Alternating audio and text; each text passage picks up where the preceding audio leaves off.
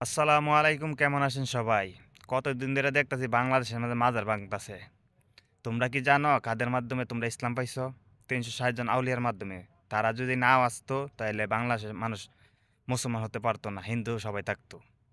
তাদের বাড়ি তো কোনো বাংলাদেশে না, তারা ইয়ামেন, মিশর, ফিলিস্তিন অন্যান্য দেশ থেকে আইছে।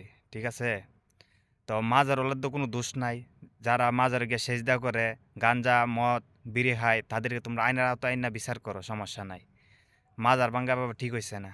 মানে মাজার ভাঙ্গা মানে নিজের কপালে নিজে কুড়াল মারলা। যেখানে আল্লাহ বলেছে, ইন্না আউলিয়া আল্লাহু লা খাউফুন আলাইহিম ওয়া হুম ইয়াহজানুন। যারা আমার বন্ধু তাদের কোনো চিন্তা নাই, তাদের কোনো মরণের ডরও নাই, ভয়ও নাই। তা আল্লাহর বন্ধুর সাথে যারা বেয়াদবি করবে, আল্লাহ বলে দিছে তাদের সাথে আমি আল্লাহ যুদ্ধ ঘোষণা করে দিলাম। তো ২ দিন আগে আর ২ দিন পরে হোক, ঠিকই বিচার আল্লাহ করব। সময়ের অপেক্ষা। আল্লাহ সবাইকে বোঝার তৌফিক দান করো। আমিন।